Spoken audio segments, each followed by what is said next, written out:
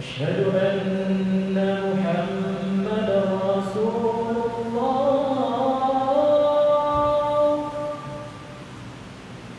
أشهد أن محمدا رسول الله.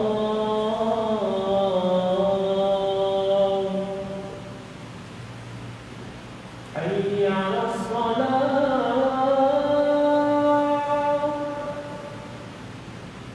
حي على الصلاة.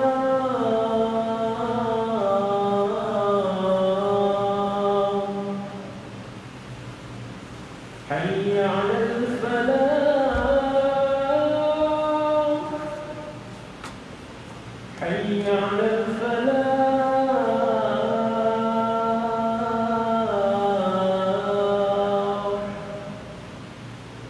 الله أكبر الله أكبر. لا إله إلا الله.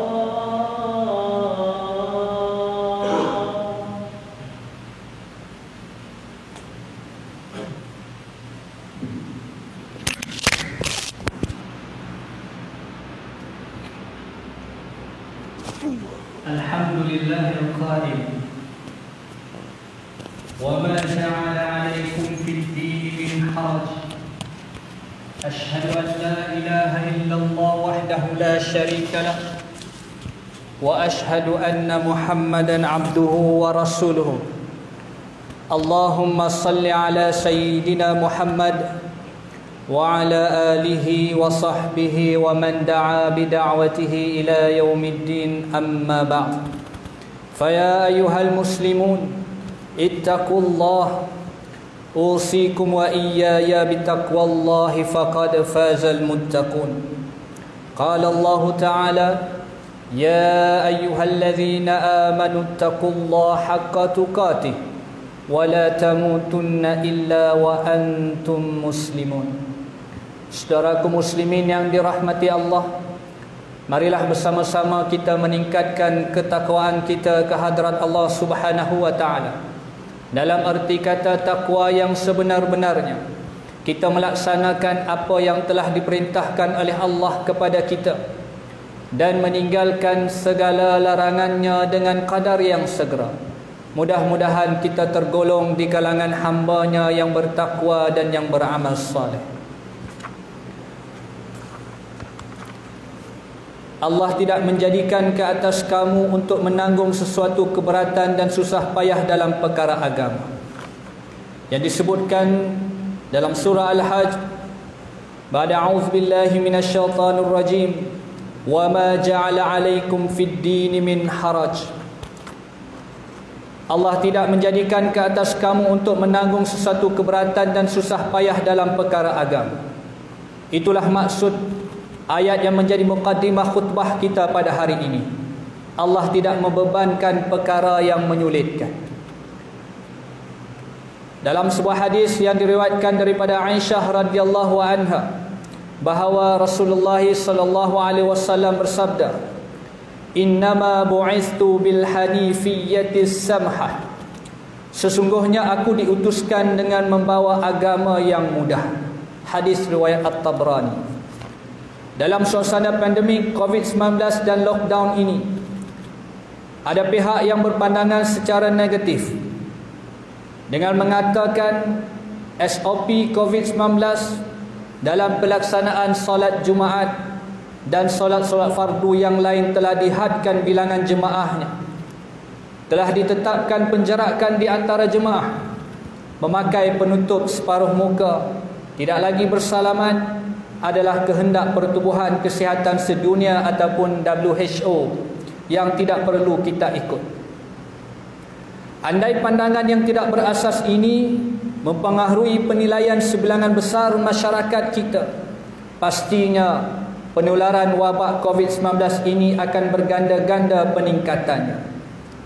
Prinsip Al-Hanifiyyatis Samhah, agama yang mudah, membolehkan kita berpegang kepada kaedah la yunkaru taghayyurul ahkam bitaghayyuriz zaman wal makan, yang bermaksud tidak diingkari berlakunya perubahan hukum disebabkan perubahan masa dan tempat. Muslimin yang dirahmati Allah sekalian, pendekatan kaedah fiqhiyah yang boleh dirujuk dalam mencegah wabak COVID-19 ini adalah salah satu kaedah fiqhiyah yang masyhur dengan mengembalikan fiqh keseluruhannya kepada dua perkara. Dar'ul mafasid muqaddamun ala jalbil masalih. Menolak kerosakan hendaklah didahulukan daripada mencari kemaslahatan. Dari kaedah inilah maka terpecah kepada 50 kaedah. Bahkan ada yang mengatakan 200 kaedah. Dalam isu menghadkan bilangan jemaah solat Jumaat, melakukan penjarakan saf solat, memakai pelitup muka, sudah disepakati oleh pakar perubatan yang ianya boleh menghindari penularan wabak COVID-19. Sementara terdapat golongan yang mendakwa tuntutan amalan syariat seperti merapatkan saf, galakkan mengimarahkan masjid dan surau adalah tuntutan syariah yang mengandungi maslahah. Maka kaedah yang digunakan dalam Islam antara menolak mafsadah, yakni keburukan, dan mendatangkan maslahah, maka menolak keburukan itu hendaklah diutamakan. Ini kaedahnya. Contohnya dosa dengan pahala.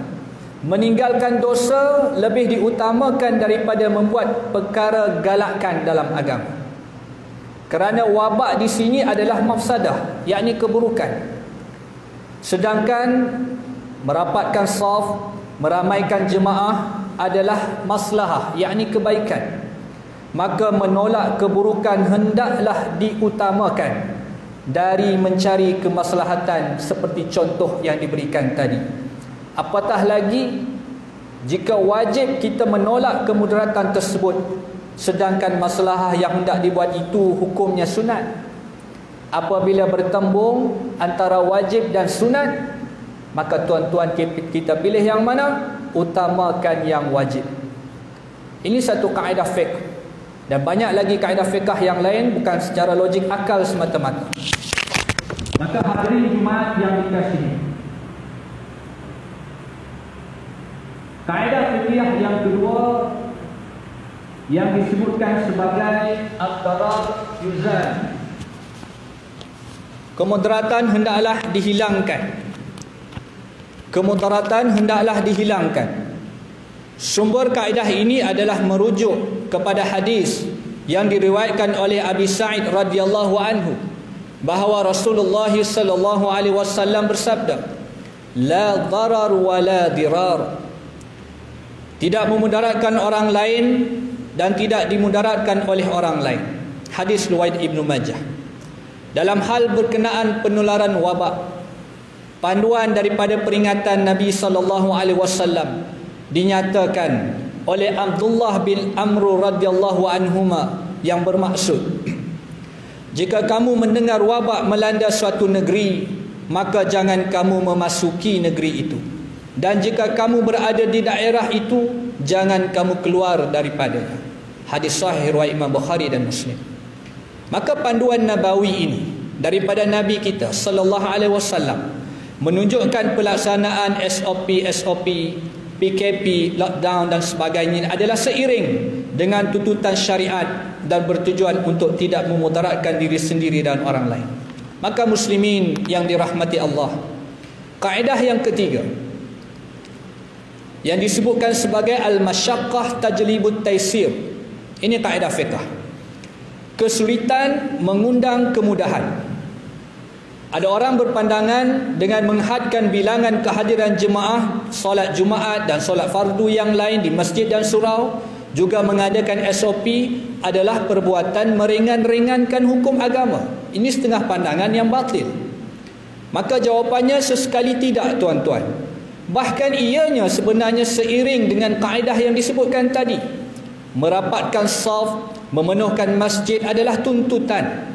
Namun apabila kita tidak lagi pergi dan berhimpun beramai-ramai di masjid dan merapat-rapatkan saf ketika wabak sedang melanda ini, akan lebih memudahkan umat Islam mengamalkan ibadah dengan tenang di rumah masing-masing.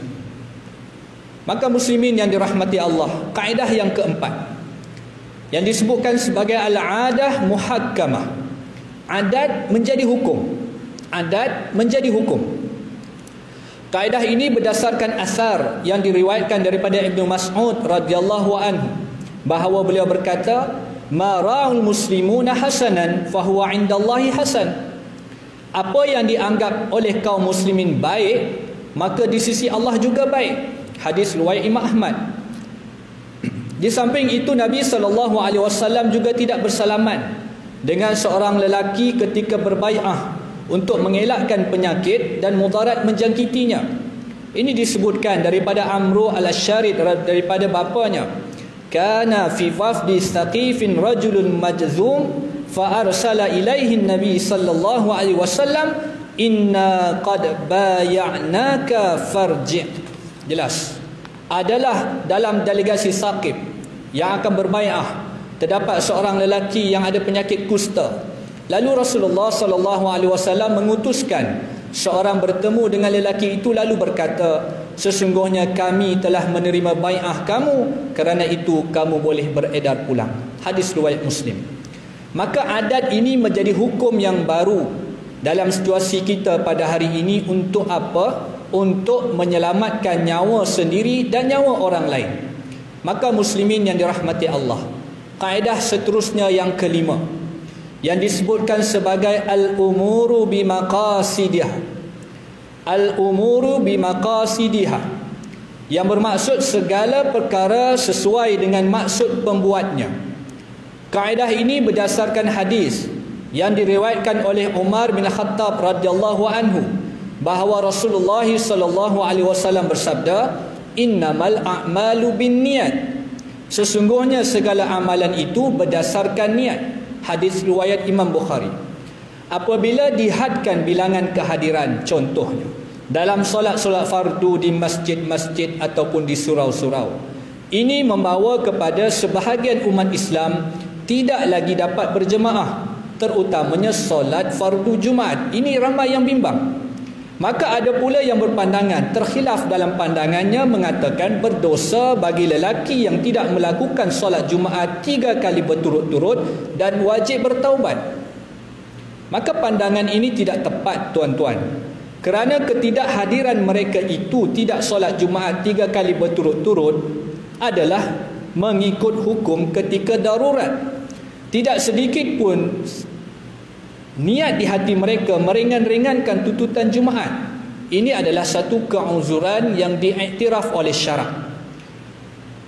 Maka kita melihat hukum ini sebenarnya telah diputuskan oleh pemerintah dengan merujuk kepada ahli jawatankuasa fatwa negeri Selangor, selaras juga dengan kaedah fiqhiyah yang lain yang disebutkan sebagai tasarruful imam ala ra'iyah manutun bil maslahah, yang bermaksud tindakan pemerintah terhadap rakyat mestilah dihubungkan kepada kemaslahatan. Tindakan pemerintah adalah sejalan dengan kepentingan umum, bukan kepentingan diri.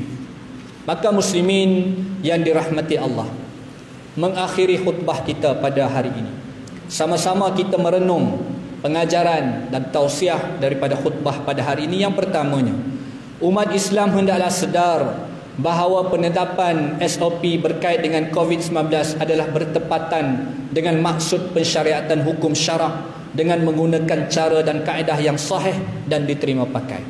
Yang kedua, kita umat Islam hendaklah memahami bahawa tiada seorang pun boleh mengeluarkan hukum semasa sebelum meneliti fakta sebenar dan melalui proses dan kaedah-kaedah pengeluaran hukum.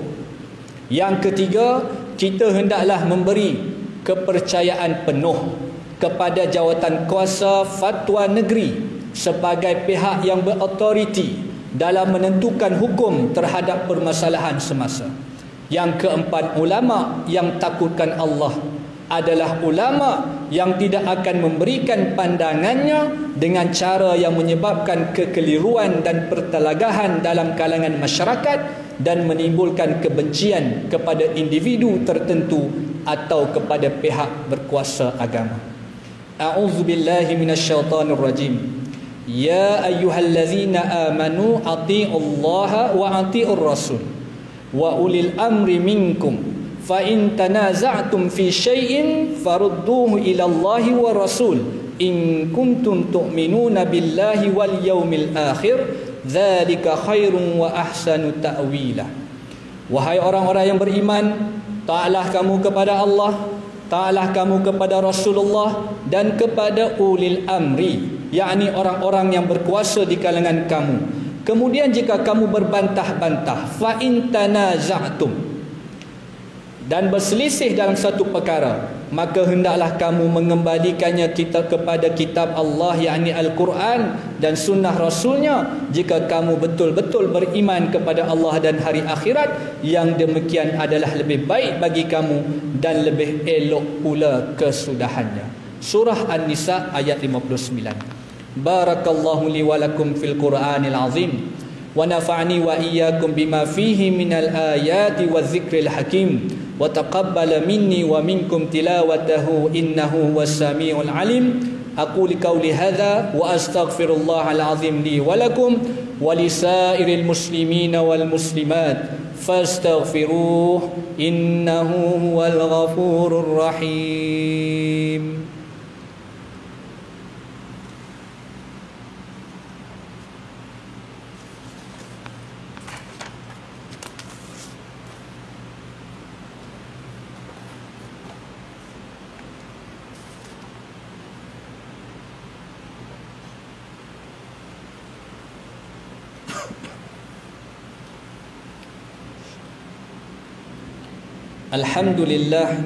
Alhamdulillahilladzi ja'alana minal muslimin wa razaqana minat thayyibat.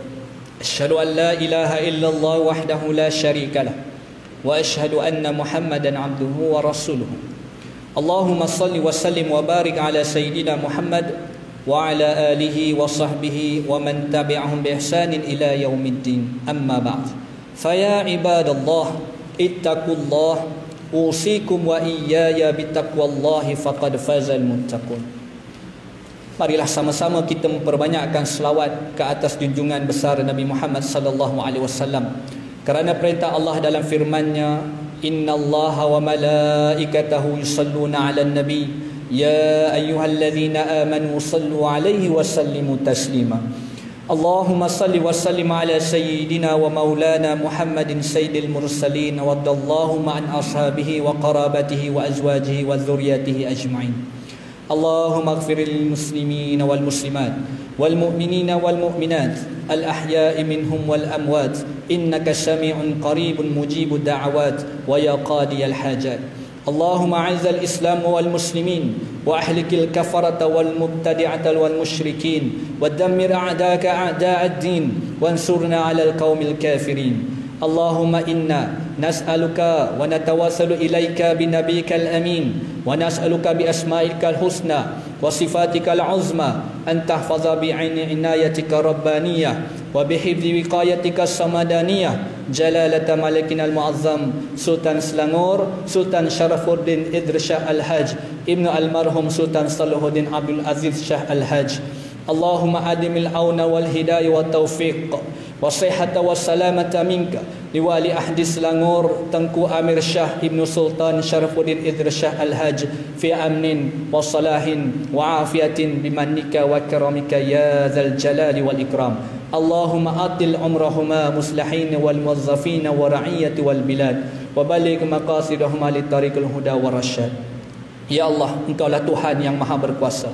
Kami bersyukur kehadrat-Mu yang telah mengurniakan rahmat dan keberkatan kepada negeri ini yang terus sejahtera dan maju serta rakyat yang bersatu padu di bawah naungan dan pimpinan raja kami sebagai ketua agama Islam di negeri ini. Ya Allah, jadikanlah kami ini hamba-hamba yang sentiasa meninggikan kalimah dan agamamu. Hindarilah kami dari kelompok dan golongan yang suka mencela, kelompok yang mencaci dan menghina agamamu. Ya Allah, kurniakanlah petunjuk kepada kami untuk sentiasa mendirikan solat fardu 5 waktu secara berjemaah, menunaikan zakat melalui lembaga zakat Selangor, mewakaf menginfakkan harta pada Perbadanan Wakaf Selangor, tabung infak jariah umat Islam Selangor, dan kepada anak-anak yatim melalui Yayasan Islam Darul Ihsan. Allahumma ya dafi'al bala idfa' 'anna hadzal waba'i wal bala'i wal marad wasyada'i wal mihan بلطفك يا لطيف إنك على كل شيء قدير وبالإجابة الجدير. اللهم أعز الإسلام والمسلمين، اللهم انصر إخواننا المسلمين والمجاهدين في فلسطين، اللهم ثبت إيمانهم وأنزل السكينة على قلوبهم ووحد صفوفهم ودمر أعداءك أعداء الدين وانصرنا عليهم. ربنا هب لنا من أزواجنا وذرياتنا قرة أعين واجعلنا للمتقين إماما. اللهم ربنا آتنا في الدنيا حسنة وفي الآخرة حسنة وقنا عذاب النار. عباد الله، إن الله يأمر بالعدل والإحسان وإيتاء ذي القربى وينهى عن الفحشاء والمنكر والبغي يعظكم لعلكم تذكرون. فاذكروا الله العظيم يذكركم واشكروه على نعمه يزدكم واسألوه من فضله يعطيكم ولذكر الله أكبر والله يعلم ما تصنعون.